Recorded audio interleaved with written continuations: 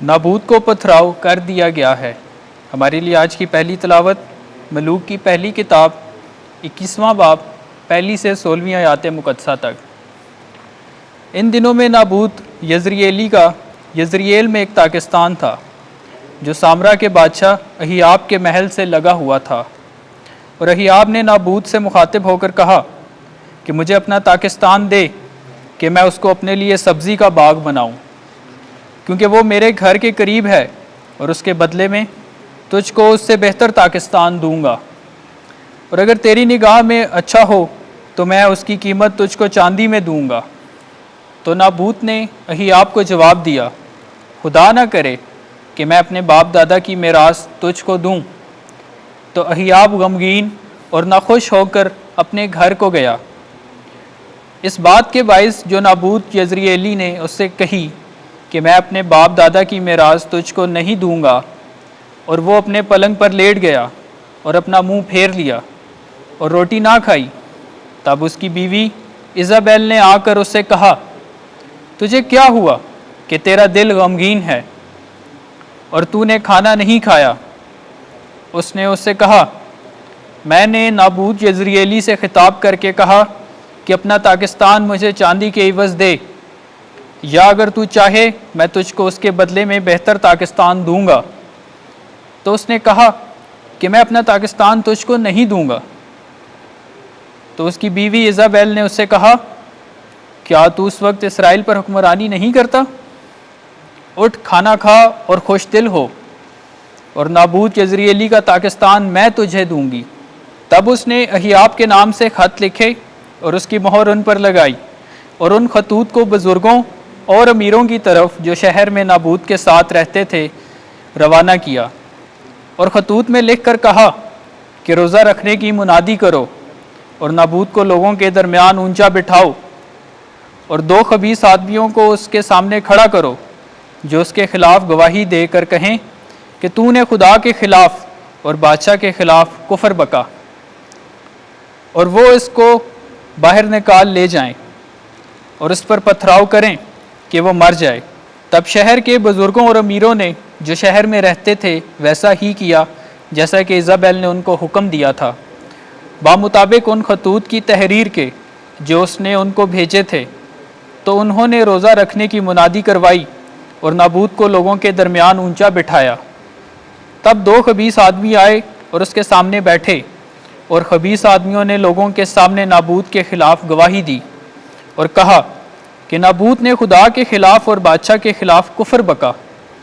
تب وہ اس کو شہر کے باہر نکال لے گئے اور اس کو سنگسار کیا، اور وہ مر گیا۔ اور انہوں نے ایزابیل کو کہلا بھیجا کہ نابوت کو پتھراؤ کیا گیا ہے اور وہ مر گیا ہے۔ جب ایزابیل نے سنا کہ نابوت کو پتھراؤ کیا گیا ہے اور وہ مر گیا ہے، تو ایزابیل نے اہیاب سے کہا، اٹھ اور نابوت یزرییلی کے تاکستان پر قبضہ کر، جس نے تجھے اس کو چاندی کے عوض دینے سے انکار کیا تھا، کیونکہ نابوت اب زندہ نہیں بلکہ مر گیا ہے۔ جب اہیاب نے نابوت کی موت کی بابت سنا تو اہیاب اٹھا تاکہ نابوت یزرییلی کے تاکستان میں جا کر اس پر قبضہ کرے۔ پاک کلام کے پڑھے اور سنے جانے پر خداوند کی برکت ہو۔ زبور 6 جماعتی جواب، آئے خداوند میرے آہ بھرنے پر توجہ کر، آئے خداوند میری باتوں پر کان لگا، میرے آہ بھرنے پر توجہ کر، میری فریاد کی آواز سن، آئے میرے بادشاہ، آئے میرے خدا۔ جماعتی جواب، آئے خداوند میرے آہ بھرنے پر توجہ کر، کیونکہ تو ایسا خدا نہیں جو شرارت سے خوش ہو، بدکار تیرے نزدیک رہ نہیں سکتا، اور نہ بے دین ہی تیرے حضور کھڑے ہو سکتے ہیں۔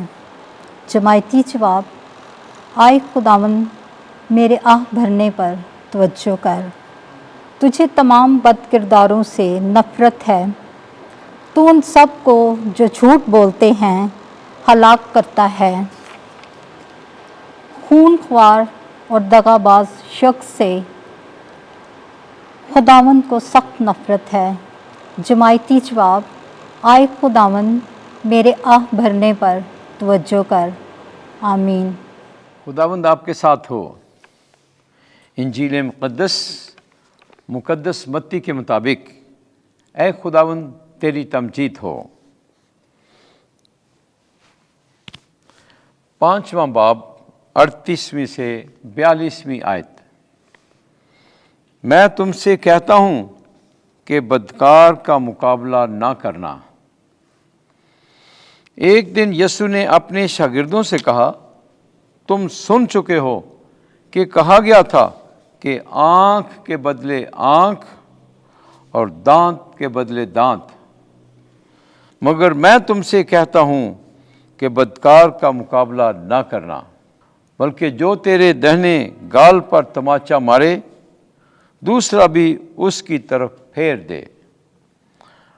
اور اگر کوئی عدالت میں تجھ پر نالش کر کے تیرا کرتا لینا چاہے تو چوگا بھی اسے لے لینے دے۔